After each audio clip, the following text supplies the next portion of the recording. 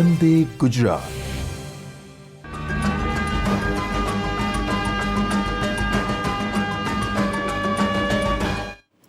નમસ્કાર દર્શક મિત્રો, વંદે ગુજરાત ચેનલ તરફથી પ્રકાશિત થનારા કાર્યક્રમમાં આપ સૌનું હાર્દિક સ્વાગત કરું છું.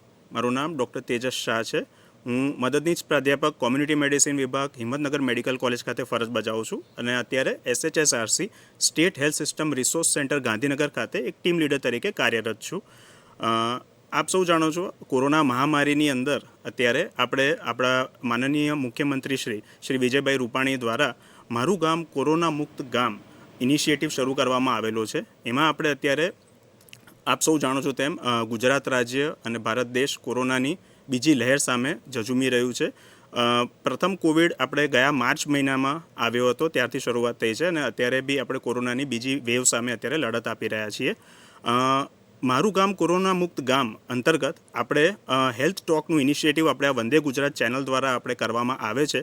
આપ સૌ મિત્રોએ જોયું જ હશે, છેલ્લા 8-10 દિવસથી આપણે રેગ્યુલરલી કોવિડના વિષય ઉપર અલગ અલગ મુદ્દાઓ ઉપર ધ્યાનમાં રાખીને હેલ્થ ટોકનું આયોજન કર્યું છે વિષય નિષ્ણાતો સાથે.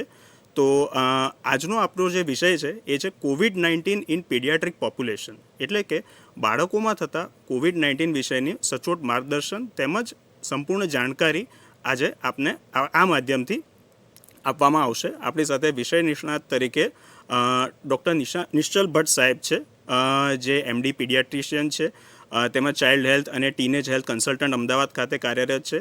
તેઓ COVID-19 ઇમ્યુનાઇઝેશન ટાસ્ક ફોર્સ રાજ્ય કક્ષાના સભ્ય બી છે.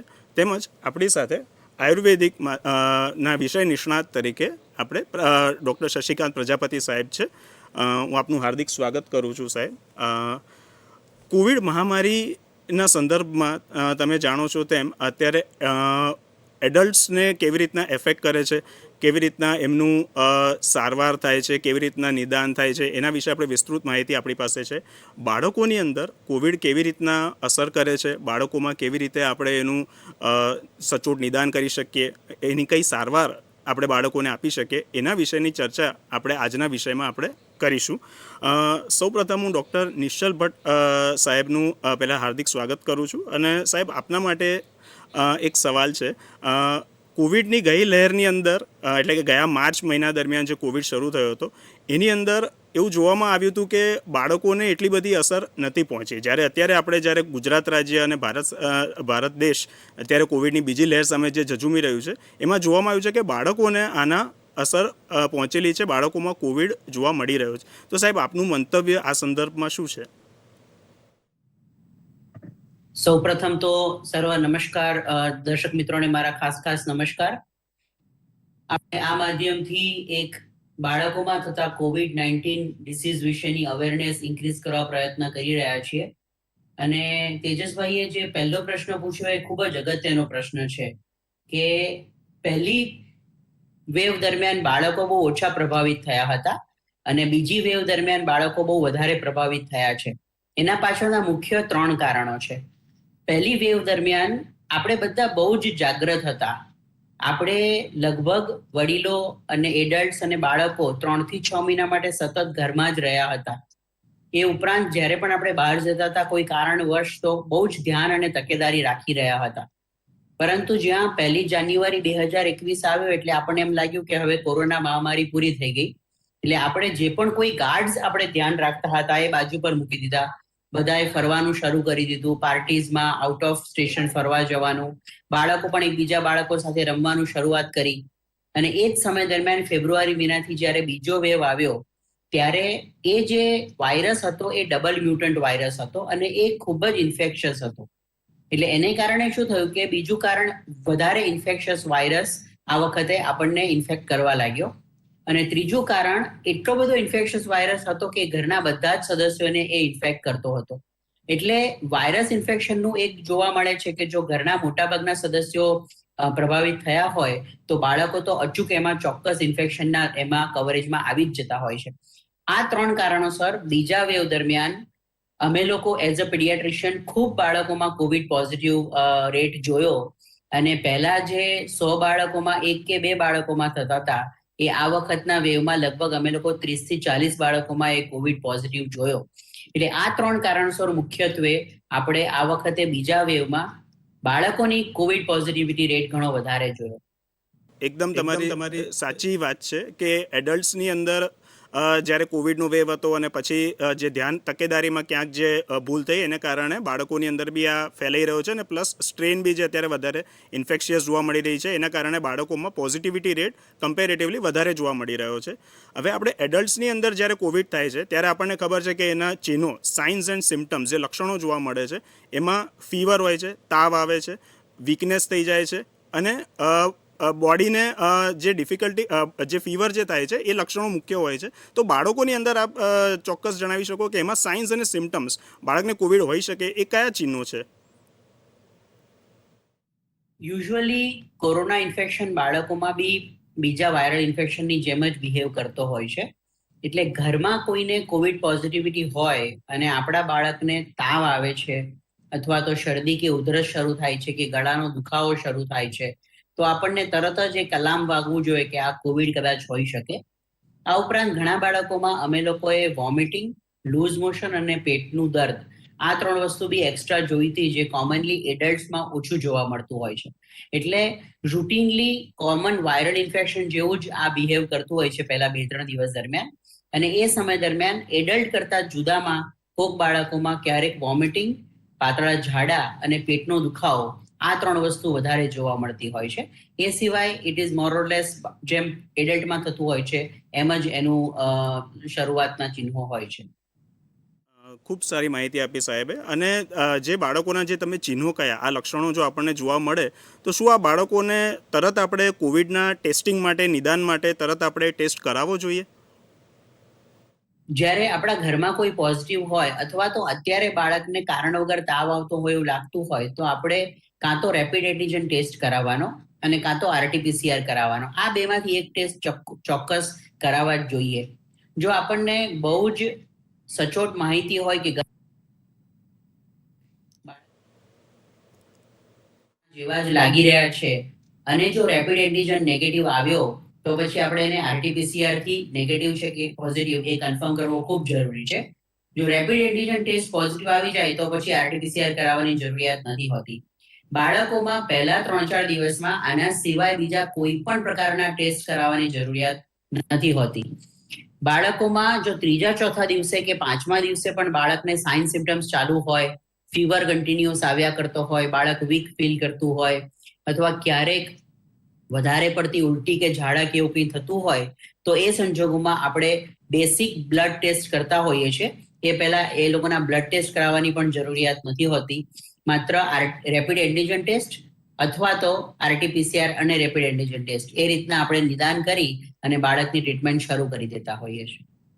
બરાબર છે. બાળકોની અંદર સાહેબ એક પ્રશ્ન થાય છે કે શું બધા બાળકો સમાન રિસ્ક ઉપર છે ઇન્ફેક્શન લાગવાને, કે પછી બાળકોની અંદર એવા અમુક બાળકો છે કે જે લોકોને બીજા બાળકો કરતાં વધારે જોખમ છે આ ડિઝીઝ થવાનું, અથવા તો એમને શક્યતાઓ છે કે ડિઝીઝ માઇલ્ડ કરતાં વધારે સિવિયર વેરાયટીની અંદર એમને થઈ શકે, એવું કશું જોવામાં આવ્યું છે? બાળક 1 વર્ષથી નાનું હોય ત્યારે એની ઇમ્યુનિટી આમ પણ ઘણી ઓછી થતી હોય છે.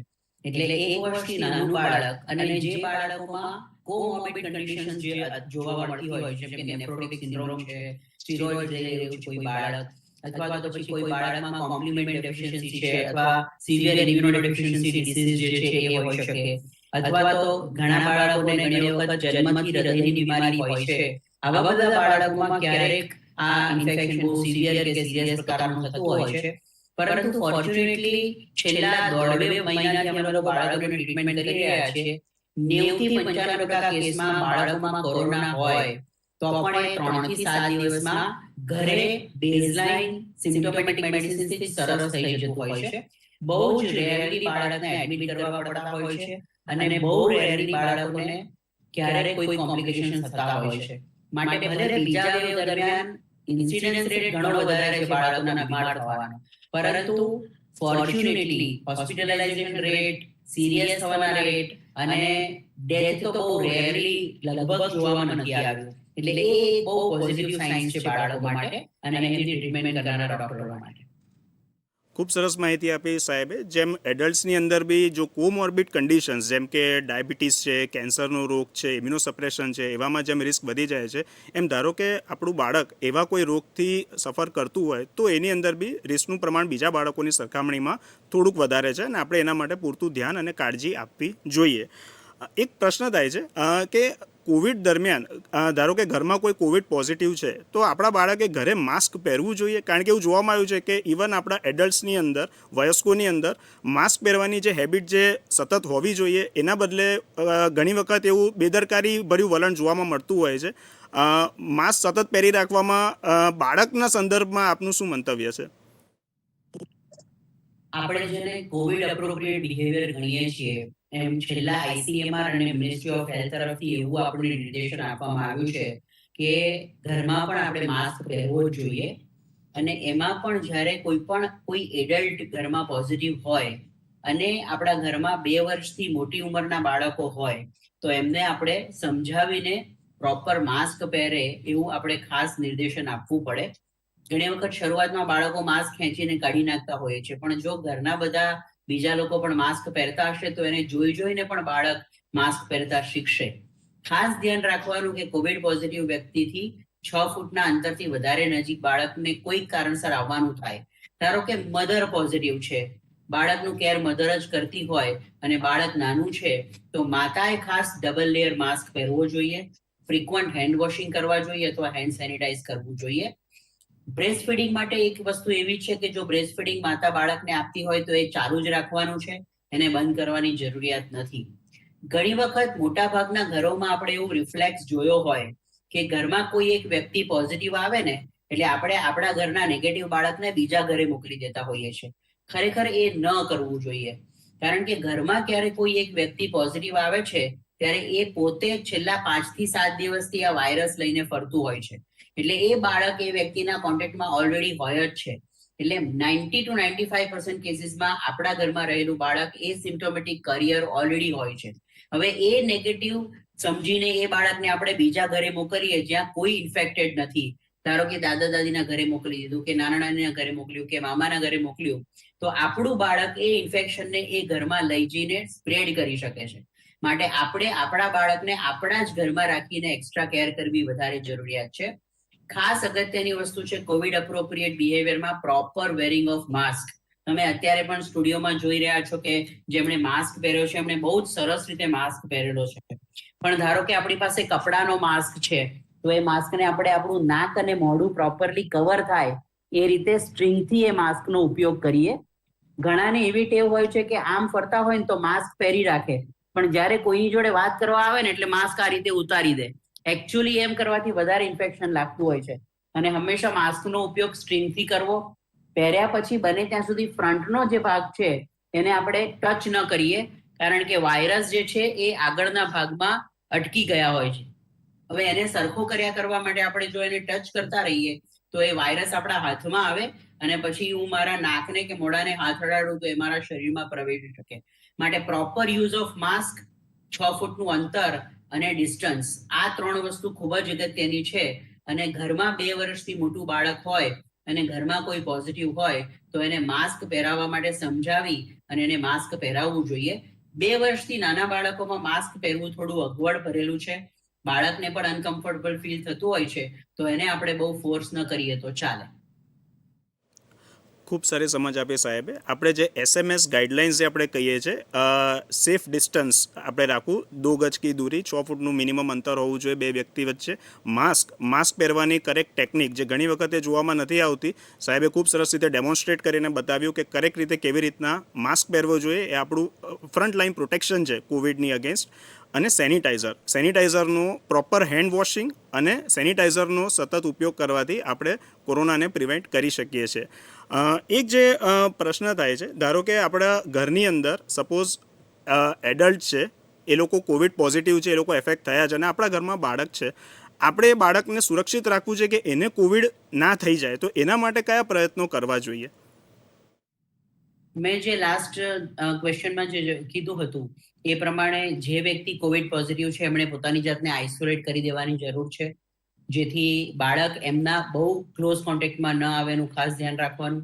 ધારો કે કોવિડ પોઝિટિવ વ્યક્તિ મધર છે અથવા ફાધર છે અને બાળકને એમના કોન્ટેક્ટમાં ધ્યાન રાખવા માટે લાવવું જ પડે એવું છે, તો કોવિડ પોઝિટિવ વ્યક્તિએ પણ પ્રોપર માસ્ક પહેરી રાખવાનો, હેન્ડ સેનિટાઈઝ કરવાનું, કારણ વગર એ બાળકથી 6 ફૂટથી નજીક ન આવે એનો પ્રયત્ન કરવાનો, અને 2 વર્ષથી મોટું બાળક હોય તો એને પણ પ્રોપર માસ્ક પહેરાવીને જ એનું કેર કરવું, આટલું ખ્યાલ રાખવો જોઈએ. બીજું, જમતી વખતે બને ત્યાં સુધી સાથે બેસીને જમવાનું અવોઇડ કરવું જોઈએ, કારણ કે જમતી વખતે તમે જ્યારે માસ્ક રિમૂવ કરો છો ત્યારે ઇન્ફેક્શનના ચાન્સીસ વધતા હોય છે. એટલે જે ઇન્ફેક્ટેડ વ્યક્તિ છે એ અલગ રીતે પોતાની રીતે જમી લે. એ વ્યક્તિએ ધારો કે બાળકને જમાડવું પડે એમ છે તો પોતે પ્રોપર વ્યવસ્થિત માસ્ક પહેરીને ખાલી બાળકને જમાડે. આ ઉપરાંત અમુક વસ્તુઓ એવી છે કે જે બાળકની રોગપ્રતિકારક શક્તિ વધારી શકે, જેમ કે ખૂબ પ્રમાણમાં બાળકને પ્રવાહી આપવું જોઈએ, કારણ કે બહુ જ પ્રમાણમાં જો પ્રવાહી લેવામાં આવે તો બાળકની ઇમ્યુન સિસ્ટમ ટ્રિગર થતી હોય છે. દિવસમાં 2-3 વખત એને હુંફાળું ગરમ પાણી આપી શકે. બાળક જો મોટું હોય અને મીઠું નાખીને કોગળા કરી શકે તો ગરમ પાણીમાં મીઠું નાખીને દિવસમાં 2-3 વખત કોગળા કરાવવા જોઈએ. આ ઉપરાંત સિઝનલ ફ્રૂટ્સ, વેજીટેબલ્સ અને કઠોળનો ઉપયોગ બાળકના ખોરાકમાં રોજબરોજ વધારવો જોઈએ, કારણ કે સિઝનલ ફ્રૂટ્સ અને વેજીટેબલ્સમાં મિનરલ્સ અને વિટામિન્સ મળે છે અને કઠોળમાં તમને ખૂબ પ્રમાણમાં પ્રોટીન્સ મળે છે, જેનાથી તમારી ઇમ્યુનિટી બિલ્ટઅપ થતી હોય છે. અને સૌથી વધારે છેલ્લું અગત્યની વસ્તુ એ છે કે ઘરનું વાતાવરણ આપણે ખૂબ જ ખુશ, હેપી અને માઇલ્ડ રાખવાનું હોય છે, કારણ કે ઘણી વખત ઘરમાં કોઈકને પોઝિટિવ આવે ને એટલે બહુ જ પેનિક સિચ્યુએશન આપણે ક્રિએટ કરી દેતા હોઈએ છીએ. હવે પેનિક સિચ્યુએશન જો વડીલ કે એડલ્ટ કરે તો એની સીધી અસર બાળકને પણ થતી હોય છે. મોટા ભાગની પેનિક સિચ્યુએશનમાં આપણી બ્રીધિંગ છે ને બહુ શેલો થઈ જતી હોય. શેલો બ્રીધિંગમાં કાર્બન ડાયોક્સાઇડ રિટેન્શન થાય, ઓક્સિજનની રિક્વાયરમેન્ટ વધે અને ઘણી વખત કારણ વગર SpO2 નીચે આવતું હોય એવું ફીલ આવે. તો એ સંજોગોમાં ઘરનું વાતાવરણ આપણે ખૂબ બને તેટલું એકદમ માઇલ્ડ રાખીએ, હસતા રમતા રહીએ, એકબીજાની સાથે વાતચીત કરતા રહીએ. જે વ્યક્તિને આઇસોલેટ કરેલા છે એમને પણ જાણે જેલમાં પૂરી દીધા છે એવી રીતે રાખવાની જરૂર નથી હોતી.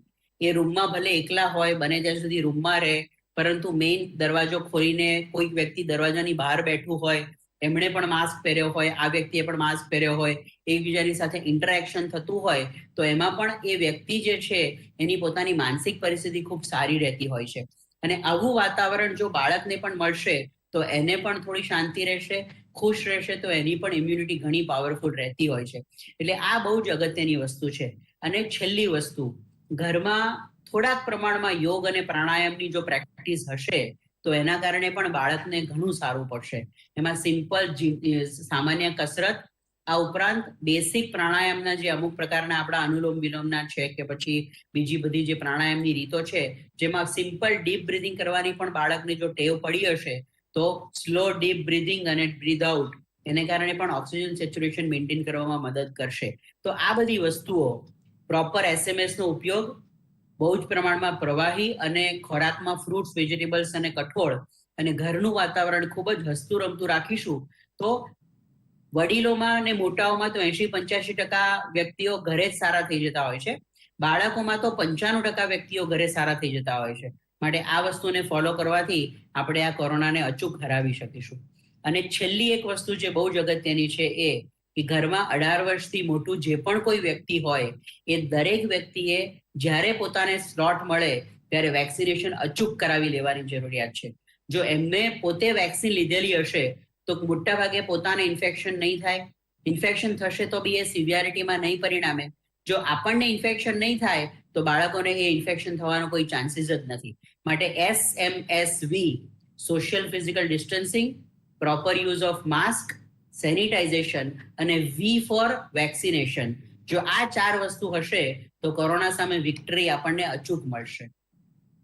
સાહેબે ખૂબ સારા મુદ્દાઓ ઉપર બહુ વિસ્તૃત આલેખન આપ્યું છે. એની અંદર ખાસ તો જે કહેવાનું હતું કે મેન્ટલ હેલ્થ, કોવિડના આજના સમયની અંદર જે આપણે જોઈ રહ્યા છીએ કે બહુ જલ્દી પેનિક થઈ જવાય છે, ગભરામણ થઈ જાય છે, પણ એ જાણવું ખૂબ જરૂરી છે કે એડલ્ટ્સની અંદર 80-85% લોકોને કોવિડ મટી જતો હોય છે, સારો થઈ જતો હોય છે, માઇલ્ડ ફોર્મમાં હોય છે. અને બાળકોની અંદર જેમ સાહેબે કીધું એમ 95% બાળકોને એડલ્ટ કરતાં બી સારું પરિણામ હોય છે કે માઇલ્ડ ફોર્મમાં હોય છે અને તરત મટી જતું હોય છે.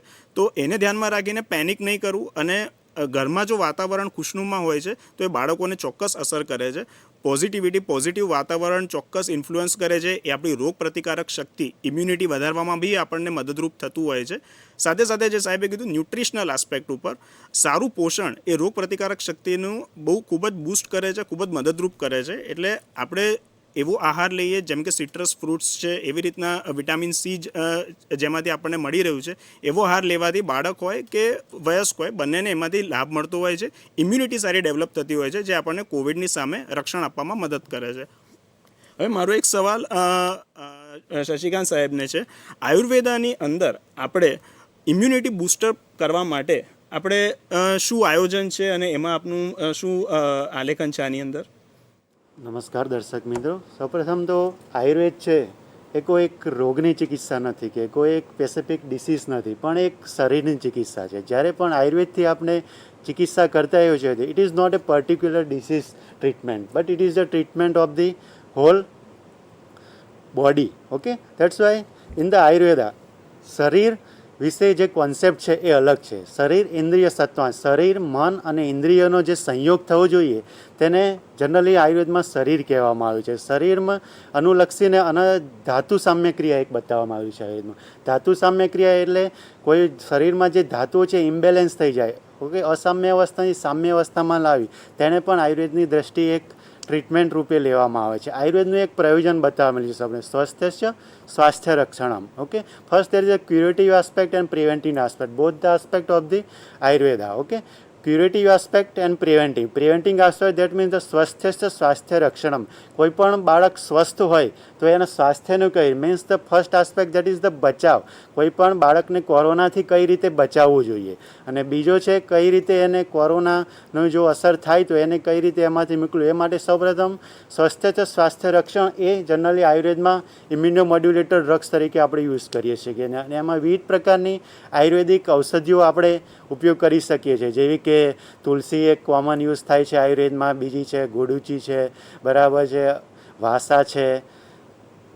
તુલસીનો આપણે ઉપયોગ જોઈએ તો બાળકોમાં બહુ જ અલ્પ માત્રામાં એના તુલસીના પાનનો રસ કાઢીને આપણે મધ સાથે એને પેલેટેબલ થઈ શકે એ રીતે લઈ શકીએ છીએ.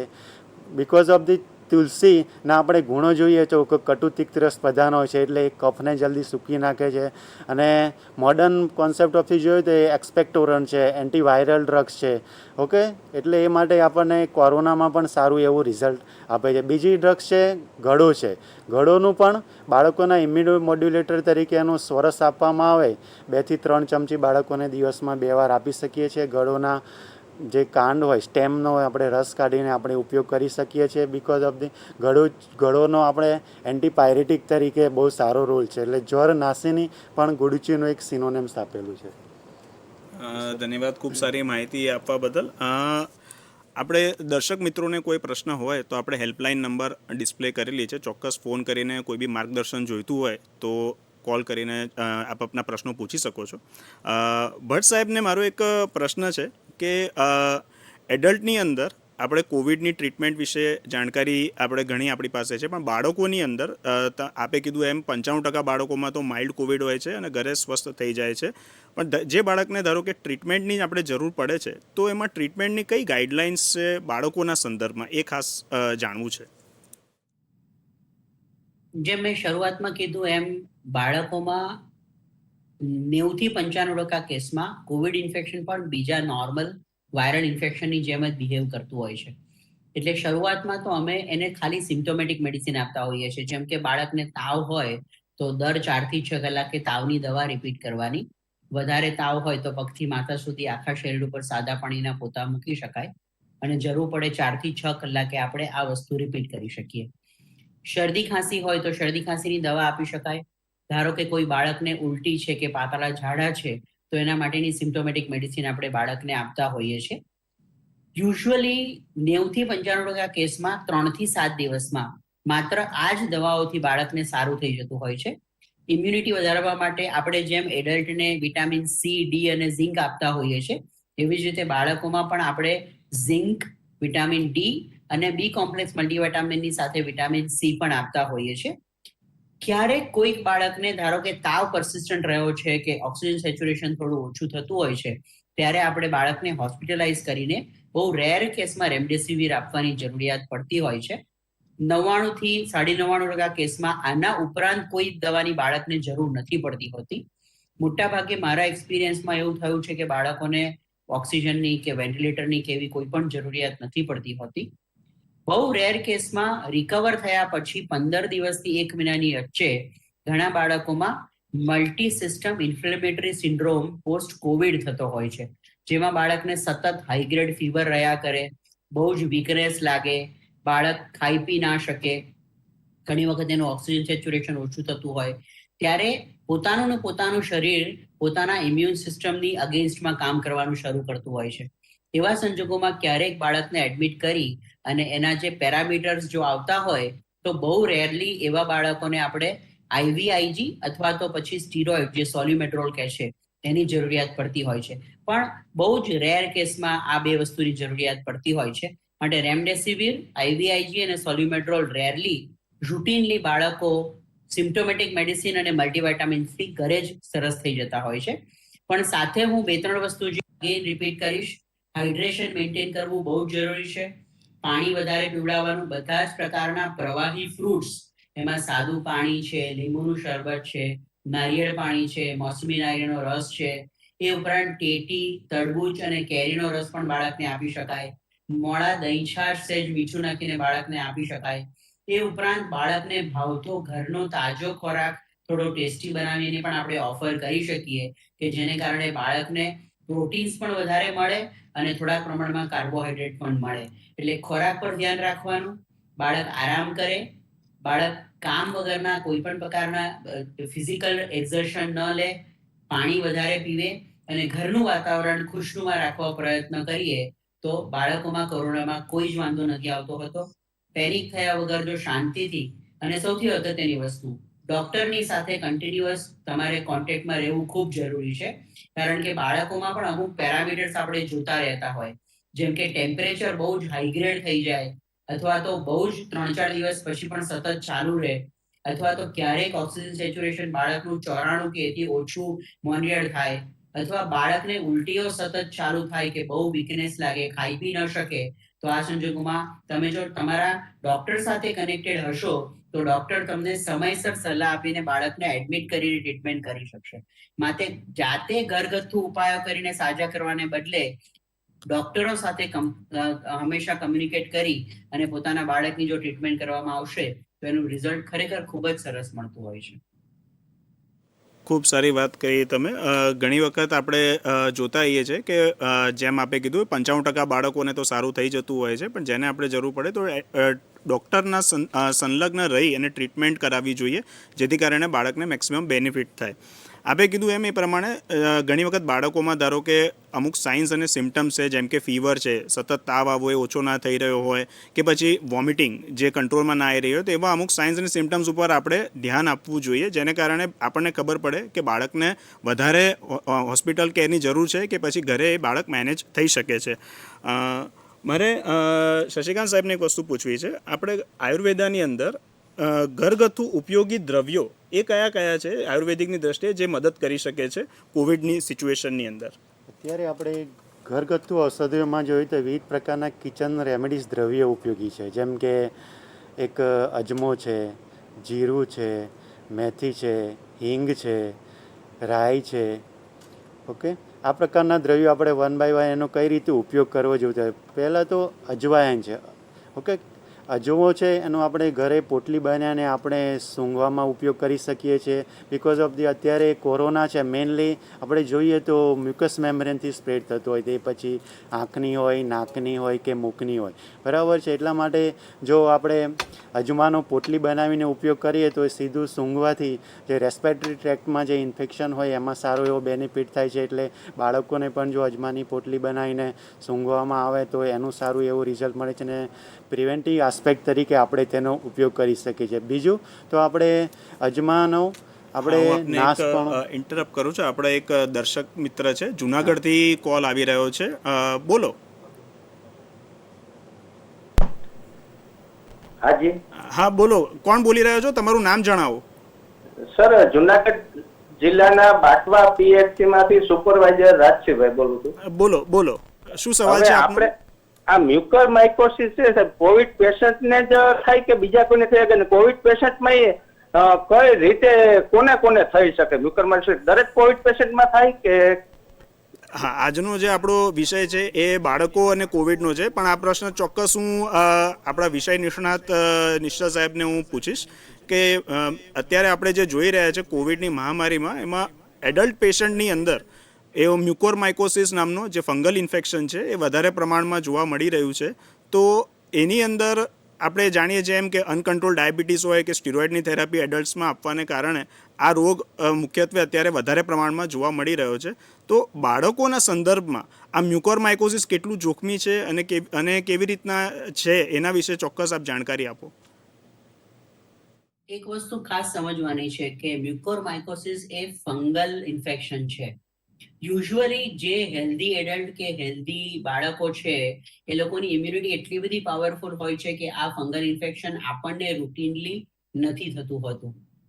જે વ્યક્તિઓ એડલ્ટ્સને જે લોકોને હોસ્પિટલાઇઝ કરવા પડ્યા છે, કે જેમને કન્ટિન્યુઅસ ઓક્સિજન આપવો પડ્યો છે કે બાયપેપ આપવું પડ્યું છે અથવા તો વેન્ટિલેટર પર મૂકવા પડ્યા છે, એ વ્યક્તિઓને જ્યારે એમની ઇમ્યુનિટી ઓછી કરવા માટે સ્ટીરોઇડ્સ આપવામાં આવે છે, ત્યારે આ બેનું જ્યારે કોમ્બિનેશન થાય છે ત્યારે રિકવર થયેલા આવા સિરિયસ દર્દીઓને મ્યુકોરમાઇકોસિસ થવાના ચાન્સીસ હોય છે.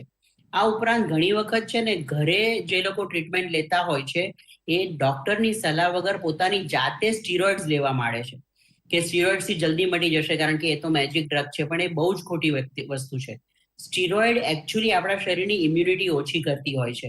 માટે ડોક્ટરની સલાહ વગર પોતાની જાતે જો આપણે સ્ટીરોઇડ લઈએ તો ઇમ્યુનિટી ઓછી થઈને એ ફંગલ ઇન્ફેક્શન જેમ કે મ્યુકોરમાઇકોસિસ થઈ શકે. પરંતુ દરેક વ્યક્તિ જેને કોવિડ થયો છે અને મ્યુકોરમાઇકોસિસ થાય એ બિલકુલ ખોટી વાત છે. માત્ર એવા વ્યક્તિઓ જેમને હોસ્પિટલાઇઝ કરવા પડ્યા છે, ઓક્સિજનની જરૂર પડી છે કે વેન્ટિલેટરની જરૂર પડી છે, એની સાથે એમને સ્ટીરોઇડ આપવામાં આવ્યા છે, એવા વ્યક્તિઓમાં જ મ્યુકોરમાઇકોસિસ કોવિડ રિકવર થયા પછી કે કોવિડની ટ્રીટમેન્ટ દરમિયાન થતા હોય છે. બાળકોમાં અમે હજી સુધી એક પણ કેસ મ્યુકોરમાઇકોસિસનો જોયો નથી. એટલે ફોર્ચ્યુનેટલી એ વસ્તુ બાળકોમાં નથી જોવા મળતી. અને એડલ્ટ અને વડીલોમાં પણ આ 2-3 વસ્તુઓ જો કોમ્બિનેશનમાં આવે ને તો જ મ્યુકોરમાઇકોસિસ જોવા મળે છે. બાકી દરેક વ્યક્તિને મ્યુકોરમાઇકોસિસ થાય એવી રીતે ગભરાઈ જવાની કોઈ જરૂરિયાત નથી. આશા રાખું છું તમને તમારા સવાલનો જવાબ મળી ગયો હશે. સાહેબે કીધું એ પ્રમાણે મ્યુકોરમાઇકોસિસની અંદર જે મુખ્ય જે કારણ થઈ રહ્યું છે કે સેલ્ફ ટ્રીટમેન્ટ, જાતે સ્ટીરોઇડ્સ લેવા, જે આમ બી આપણા બોડી માટે હાનિકારક છે, એમને સ્ટીરોઇડ્સ ન લેવા જોઈએ. એને શરૂ કરવાને કારણે બી જાતે ટ્રીટમેન્ટ કરવાને કારણે તકલીફ પડતી હોય છે. બાકી રૂટીનમાં આ વસ્તુ હરેક કોવિડ દર્દીને મ્યુકોરમાઇકોસિસ થાય એવું બિલકુલ જરૂરી છે નહીં. સિવિયર કેસીસની અંદર એ બી સાહેબે કીધું એ કન્ડિશન્સમાં જ આ વસ્તુ થઈ શકે છે. આયુર્વેદાના જે બૂસ્ટર્સની વિશે તમે જે વાત કરતા હતા, દ્રવ્ય જે ન્યુટ્રિશનલ આસ્પેક્ટ છે જેનાથી આપણે બાળકોનું આપણે વધારે ઇમ્યુનિટી બૂસ્ટઅપ કરી શકીએ, એના વિશે વધારે વાત આપણે એમાં જોતા હતા અજમાની વાત ચાલતી હતી. તો અજમાનો આપણે છે ને એનો શેક પણ લઈ શકીએ છીએ, જેથી કે નાશમાં ગરમ પાણીમાં અજમો એક ચપટી નાખીએ અને એનો આપણે બાફ લઈ શકીએ છીએ. બીજું એક દ્રવ્ય છે લવંગ. લવિંગ ગુજરાતીમાં કહેવામાં આવે છે. એમાં યુજેનોલ નામનું એક દ્રવ્ય રહેલું છે ને એમાં રિસર્ચ થયેલું છે એન્ટીવાયરલ, એન્ટીફંગલ, એન્ટીબેક્ટેરિયલ અને એન્ટીસેપ્ટિક ઇફેક્ટ આપતું હોય છે. એટલા માટે લવંગ પણ જો આપણે રૂટીન ખોરાક તરીકે આહાર દ્રવ્યમાં ઉપયોગ કરીએ તો એનાથી પણ ઇમ્યુનિટી બૂસ્ટર થાય છે. બીજું છે રોજિંદા જીવનમાં આપણે હળદરનો ઉપયોગ કરીએ છીએ. હળદર, મેથી, રાઈ એ પણ એક પ્રકારના કટુતિક્ત રસ પ્રધાન દ્રવ્યો હોય છે. તેનાથી પણ એન્ટીબેક્ટેરિયલ, એન્ટીફંગલ પ્રોપર્ટી રહેલી હોય છે. તેના કારણે પણ આપણને કોરોનામાં ઇમ્યુનોમોડ્યુલેટર ડ્રગ્સ તરીકે આપણે ઉપયોગ કરી શકીએ છીએ. બીજું છે જીરક. જીરકનું ક્યુમિનમ, સાયમિનમ તરીકે આપણે યુઝ કરી શકીએ છીએ. એમાં મુખ્યત્વે દીપન પાચન પ્રોપર્ટી રહેલી છે. એટલે આપણને જે ભૂખ ઓછી લાગવી, બરાબર ખોરાક પચન ન થતો હોય તો આપણને જીરુંનો ફાંકી લઈ શકીએ છીએ, બરાબર છે. રોજિંદા ખોરાકમાં પણ જીરકનો ઉપયોગ કરીને આપણે આપણા પાચન તંત્રને વ્યવસ્થિત સુધારી શકીએ છીએ, જેથી જે આપણે લીધેલો ખોરાક વ્યવસ્થિત પચન થાય અને આપણું શરીરમાં જે યોગ્ય ધાતુઓ પ્રમાણમાં બને તો આપણી જે ઇમ્યુનિટી છે એ ઝડપથી વધી જતી હોય છે અને સારી રીતે આપણે કોરોના સામે લડવામાં આપણને મદદરૂપ થાય છે. ધન્યવાદ. ખૂબ સારું તમે વિસ્તૃત વિવરણ આપ્યું બાળકો માટેનું. ભટ્ટ સાહેબને મારો એક સવાલ છે. પોસ્ટ કોવિડ કોમ્પ્લિકેશન્સ આપણે એડલ્ટ્સમાં જોઈએ તો એક વીકનેસ, એક કમ્પ્લેન એવી જોવા મળી છે કે જે ઘણી વખત એવું થાય છે કે અમુક દિવસોથી લઈને મહિનાઓ સુધી કોવિડ રિકવર થયા પછી બી કમ્પ્લેન લોકો કરતા હોય છે.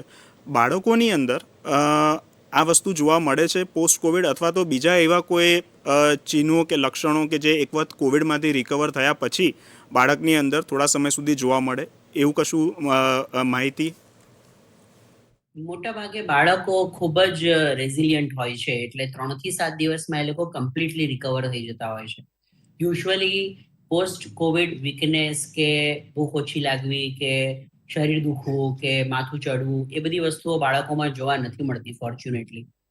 અમુક બાળકોમાં મેં જેમ અગાઉ કીધું એમ multi system inflammatory post Covid MISC જે આપણે કહીએ છીએ એ બહુ રેરલી જોવા મળે છે. એ લગભગ 10 થી 18 વર્ષની વચ્ચેના બાળકો હોય એમાં વધારે કોમનલી જોવા મળે છે, કે જેમાં કોરોના નોર્મલ થઈ ગયો હોય, બાળકને 15 દિવસ થઈ ગયા હોય, એના પછી ફરીથી તાવ આવવાની શરૂઆત થાય, તાવ બહુ જ વધારે આવે, એ સમય દરમિયાન બાળકને ખૂબ વીકનેસ લાગે, ઘણી વખત માથું પણ ચડે, 3-4 દિવસ સતત 103-104 ડિગ્રી ટેમ્પરેચર રહેતું હોય તો એ સંજોગોમાં આપણે અચૂક ડોક્ટરની સાથે સલાહ લઈ અને બાળકને કદાચ એડમિટ કરી એના બેસિક બ્લડ માર્કર કરાવીને જો જરૂર પડે તો IVIG અથવા સ્ટીરોઇડ્સ આપવાની જરૂરિયાત પડતી હોય છે. આ ઉપરાંત બીજા કોઈ પણ પ્રકારના કોમ્પ્લિકેશન્સ કોવિડ પછી જોવા નથી મળ્યા, જે બાળકો માટે ખૂબ જ સારી વાત છે કે એ લોકો કમ્પ્લીટલી રિકવર કરી લે છે અને પછી એકદમ સ્વસ્થ રહે છે લાંબા સમય સુધી. આ જાણીને ઘણા બધા માતા પિતાને રાહત બીના સમાચાર બી મળ્યા છે કે પોસ્ટ કોવિડ એટલું જોવા નથી મળતું. સાહેબ, નિશલ ભટ્ટ સાહેબ પોતે એક સ્ટેટ ઇમ્યુનાઇઝેશન ટાસ્ક ફોર્સની અંદર સાહેબ પોતે એક મેમ્બર છે. તો હવે આપણે સૌ જાણીએ છીએ તેમ એડલ્ટ્સની અંદર વેક્સિનેશન પ્રોગ્રામ આપણે બહુ સારી રીતે અત્યારે જઈ રહ્યો છે.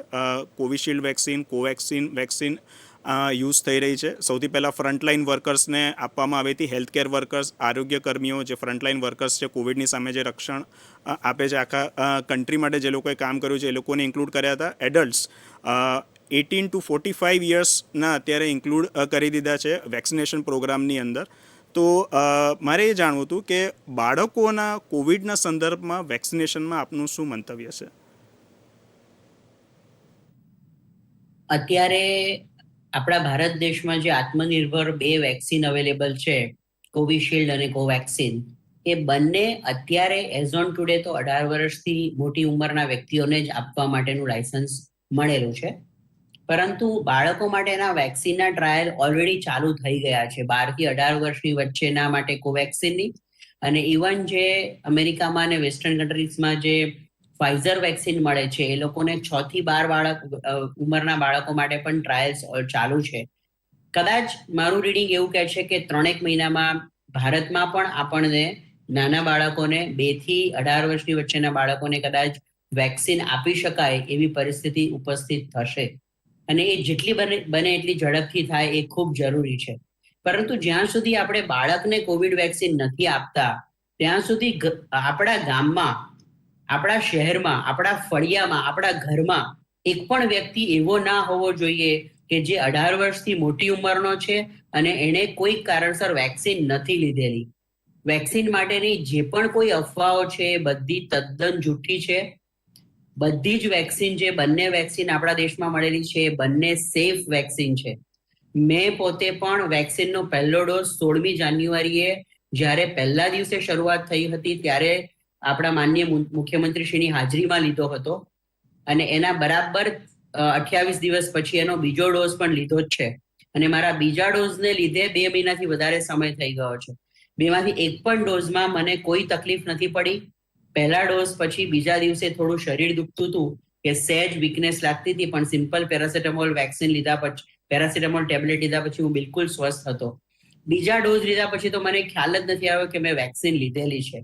અને મારા જેટલા પણ ઓળખીતા વ્યક્તિઓ છે બધાને જેમ જેમ એજ થઈ એ પ્રમાણે મેં વેક્સિન અપાવી જ દીધેલી છે. માટે હું દરેક જણને આ ખૂબ જ નમ્ર વિનંતી કરવા માંગુ છું કે આપણા ગામમાં, આપણા શહેરમાં, આપણા તાલુકામાં જ્યાં જ્યાં વેક્સિનેશન અવેલેબલ છે અને તમે એલિજિબલ છો, 45 વર્ષથી વધારે ઉંમર છે અથવા 18 થી 25 વચ્ચેની ઉંમર છે, તો વ્યવસ્થિત રજીસ્ટ્રેશન કરાવી અને વહેલામાં વહેલી તકે આપણે આ રસી લઈ જ લઈશું. હમણાં રિસન્ટ જે એસ્ટ્રાઝેનેકાનો કોવિશિલ્ડનો જે રિપોર્ટ આવ્યો છે એ રિપોર્ટ પ્રમાણે એક ડોઝ લીધા પછી 80% વ્યક્તિઓ સિરિયસ અથવા સિવિયર કોવિડ અને મૃત્યુથી બચી શકે છે, અને બીજો ડોઝ લીધા પછી 97 થી 99% લોકો સિરિયસ અને લાઈફ થ્રેટનિંગ ડેથથી કોરોના થયા પછી બચી શકે છે. તો વેક્સિનનું એ જ કામ છે. તો આપણે પણ વેક્સિન લઈએ, વેક્સિન લીધા પછી એને એક ઉત્સવ બનાવીએ, આપણા મિત્રો સાથે એની પોઝિટિવ વાતો કરીએ, એમને એન્કરેજ કરીએ કે એ લોકો પણ જઈને રસી લે. ડેફિનેટલી અત્યારે રસીની અવેલેબિલિટી થોડી ઓછી છે, પણ આપણે જેટલા લોકોને જાગૃત કરી રાખીશું, વેક્સિન ખૂબ જ સમયમાં ખૂબ જ બહોળા માત્રામાં અવેલેબલ થવાની છે. તો એ વખતે આપણે પછી લોકોને ધક્કા નહીં મારવા પડે. પહેલા વેવ દરમિયાન આપણે વેક્સિનની ખૂબ જ આતુરતાપૂર્વક રાહ જોઈ રહ્યા હતા. જ્યારે વેક્સિન આવી ત્યારે આપણને એમ થયું કે આટલી જલ્દી વેક્સિન આવી ગઈ, સેફ તો છે ને? વેક્સિન ખૂબ જ સેફ છે. જ્યારે અવેલેબલ હતી ત્યારે લેવા નહોતા જતા, અને હવે જ્યારે ઓછી અવેલેબલ છે ત્યારે આપણને લેવાની ઈચ્છા છે. તો આપણે બધા જ તૈયાર થઈએ, વેક્સિન લેવાની છે. આપણે જો 18 વર્ષથી મોટી ઉંમરના દરેક વ્યક્તિએ વેક્સિન લીધી હશે તો કદાચ પણ ભારતમાં ત્રીજો વેવ આવશે ને તો આપણને વધારે તકલીફ નહીં પડે, અને આપણે આપણા બાળકોને એમાંથી અચૂક બચાવી શકીશું. માટે કોવિડની વેક્સિન ખૂબ જ સારી છે, સેફ છે, ઇફેક્ટિવ છે. તમને જ્યારે પણ એની તક મળે ત્યારે અર્લીએસ્ટ એ વેક્સિન લઈ અને આપણે વધારે ને વધારે લોકો વેક્સિન લે એના માટે એન્કરેજ કરીએ એવી ખાસ નમ્ર વિનંતી છે. ખૂબ સારી માહિતી આપી સાહેબે. આપણે બધા જેમ જાણીએ છીએ તેમ 1 મેથી આપણા માનનીય મુખ્યમંત્રી શ્રી વિજયભાઈ રૂપાણી દ્વારા મારું ગામ કોરોના મુક્ત ગામ એ ઇનિશિયેટિવ શરૂ કરવામાં આવ્યો છે. આપણે જો બે લહેરો વિશે આપણે કમ્પેર કરીએ કોવિડની, તો પહેલી વેવની અંદર એવું હતું કે મુખ્ય શહેરો વધારે એફેક્ટ થતા હતા, કે જ્યાં અર્બન એરિયા છે, જ્યાં પોપ્યુલેશન વધારે છે, શહેરી વિસ્તાર છે, ત્યાં વધારે જોવા મળતો હતો. જ્યારે બીજી વેવની અંદર હવે જોવામાં આવી રહ્યું છે કે ધીમે ધીમે આ શહેરમાંથી આ રોગ ધીમે ધીમે ગામોમાં પ્રસરી રહ્યો છે, ગામોમાં ફેલાઈ રહ્યો છે, અને ત્યાં પરિસ્થિતિ થોડી અઘરી કરી રહ્યો છે. આપણે જાણવું જોઈએ, જેમ અગાઉ જણાવ્યું તેમ SMS-V એટલે વેક્સિનેશન જ આપણું સૌથી મોટું રક્ષા કવચ છે કોરોનાની બીમારીની સામે.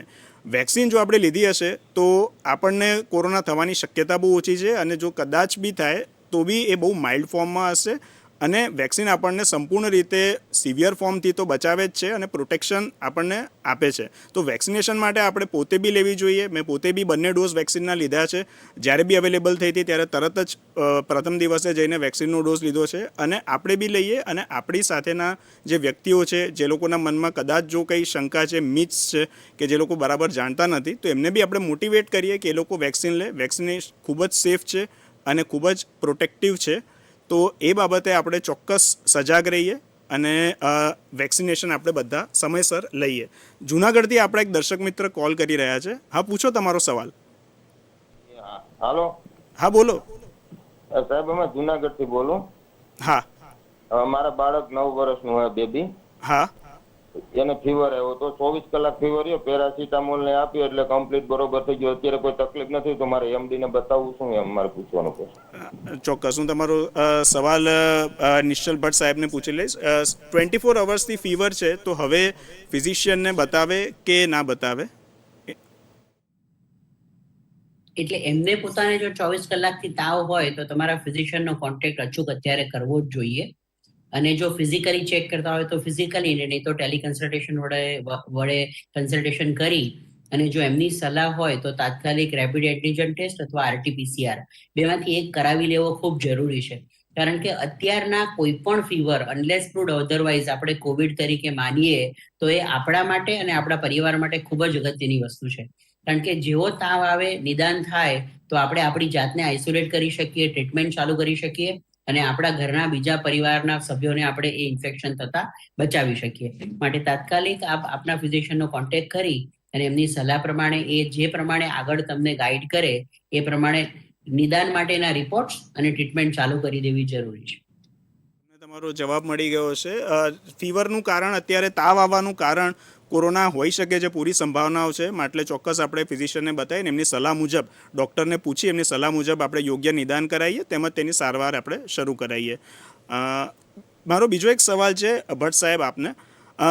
બાળકોની અંદર આપણે વેક્સિનેશન પ્રોગ્રામ આપણે ચાલે છે, યુનિવર્સલ ઇમ્યુનાઇઝેશન પ્રોગ્રામ છે, આપણે એ લોકોને રૂટીન ઇમ્યુનાઇઝેશન એક્ટિવિટી આપણે ચલાવીએ છીએ બાળકના જન્મથી લઈને પહેલા વર્ષ સુધી, 2 વર્ષ સુધી, અને જે તે સમયે રસી અપાવવાની હોય છે એ ટાઈમે આપણે એમને અત્યાર સુધી અપાવતા રહ્યા છીએ. હવે કોવિડના સંદર્ભમાં રૂટીન ઇમ્યુનાઇઝેશન કેવી રીતના પ્રોગ્રામ થઈ શકે છે, અથવા પેરેન્ટ્સ જે છે, માતા પિતા છે, એમને ઘણી વખત એવો સવાલ થાય છે કે હું થોડો ડિલે કરી નાખું વેક્સિનનો, તો એ બાબતે આપનું શું મંતવ્ય છે? સૌથી અગત્યની વસ્તુ એ છે કે જે પ્રાઇમરી સિરીઝ ઓફ વેક્સિનેશન છે, જેમ કે શરૂઆતમાં આપણે બાળકના જન્મ વખતે BCG, ઓરલ પોલિયો વેક્સિન અને હેપેટાઇટિસ B આપીએ છીએ, એ તો સમયસર અચૂક અપાવી જ દેવા જોઈએ. એ ઉપરાંત જે ફર્સ્ટ ડોઝ જે પેન્ટાવેલેન્ટ વેક્સિનની સાથે જે IPV ઇન્જેક્ટેબલ પોલિયો વેક્સિન આપવામાં આવે છે અને રોટાવાયરસ વેક્સિન આપવામાં આવે છે, બને તો એનો 1.5 મહિનાવાળો ડોઝ પણ અપાવી જ દેવો જોઈએ.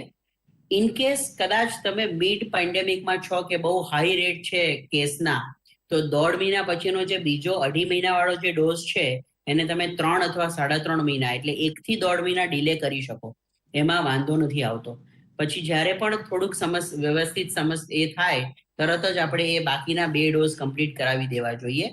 તમારા બાળકની જો 9 મહિનાવાળી MR વેક્સિનનો ટાઈમ થયો હોય તો એ અચૂક અપાવી દેવાની, કારણ કે ઘણી વખત આપણે કોવિડ સામે બચી જઈશું, પણ જો એ વેક્સિન સમયસર નહીં આપી હોય ને મિઝલ્સ એટલે કે ઓરી થશે, તો બાળકને કદાચ વધારે સિરિયસ તકલીફ થઈ શકે. પ્રાઇવેટ પ્રેક્ટિસમાં અમે લોકો શું કરીએ છીએ કે જે બાળકોને પ્રાઇમરી સિરીઝના વેક્સિનેશન ડ્યુ છે, જે 1-1.25 વર્ષની અંદર આવતા હોય છે, એ લોકોને અમે લોકો એન્કરેજ કરીને બોલાવીને વેક્સિન આપી દેતા હોઈએ છીએ. જે બાળકોના બુસ્ટર ડોઝ ડ્યુ છે એને આપણે 1, 2 કે 3 મહિના ડિલે કરી શકીએ, તો એ લોકોને અમે પેરેન્ટ્સને એવું રિક્વેસ્ટ કરતા હોઈએ છીએ કે થોડાક કેસીસ ઓછા થાય, બહાર નીકળવાનું થોડું ઇઝી પડે, અને પછી પેરેન્ટ બહાર આવીને પોતાની વેક્સિનેશન કરાવે તો એ વધારે સલાહભર્યું હોય છે. પરંતુ આ બધા કન્ડિશનમાં પ્રાઇમરી સિરીઝના વેક્સિન્સ અને પહેલા ડોઝ જે વેક્સિન્સના છે એને ડિલે ન કરો એવી સલાહ છે, કારણ કે કદાચ આપણા બાળકને આપણે કોરોનામાંથી બચાવી લઈશું, પણ જો પેલા ઇન્ફેક્શન થશે તો એમાં કદાચ વધારે સિરિયસ બાળક બીમાર થઈ શકે. બુસ્ટર ડોઝ જે છે કોઈ પણ રસીના, એને તમે 15 દિવસથી 3-4 મહિના સુધી ડિલે કરી શકો. તમારા બાળરોગ નિષ્ણાતની સાથે સલાહ લો, તમારા આંગણવાડી વર્કર છે કે તમારા હેલ્થ સેન્ટરના જે ડોક્ટર છે એમની સાથે વાત કરીને પછી તમે નક્કી કરો તો એ વધારે સાયન્ટિફિક હશે. સમયસર રસી અપાવી ખૂબ જરૂરી છે. જેમ જેમ હવે કેસીસ ઓછા થઈ રહ્યા છે એમ આપણે કેચઅપ ઇમ્યુનાઇઝેશન કરવું પડશે. છેલ્લા 1.5-2 મહિનાથી જે બાળકોનું રસીકરણ નથી થયું એમને આપણે ઝડપથી રસીકરણ કવર કરી અને વેક્સિન પ્રિવેન્ટેબલ ડિસીઝથી આપણે જે બચાવી શકીએ છીએ એનાથી બચાવવું પણ ખૂબ જરૂરી છે. સારી માહિતી આપી આપે સાહેબ. ઘણી વખત આ પ્રશ્ન ઘણા માતા પિતાને છે કે રૂટીન, આપણા એક દર્શક મિત્ર કોલ કરી રહ્યા છે બનાસકાંઠાથી. હલો, તમારું નામ આપો. હા હેલો. હા બોલો, શું નામ છે તમારું?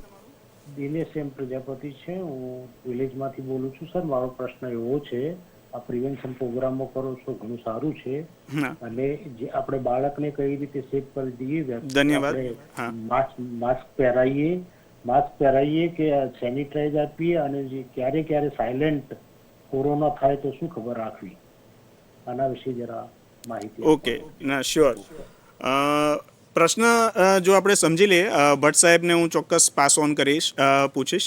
બાળકને અંદર ધારો કે સાયલન્ટ કોરોના, જેને આપણે એસિમ્પ્ટોમેટિક કોરોના કહીએ છીએ, કે ધારો કે બાળકને આપણે પ્રોટેક્ટિવ મેજર્સ લીધા છે, તેમ છતાં બી જો એસિમ્પ્ટોમેટિક કોરોના કે એવું કંઈ થાય છે, તો એના માટે કઈ રીતના બચી શકાય છે?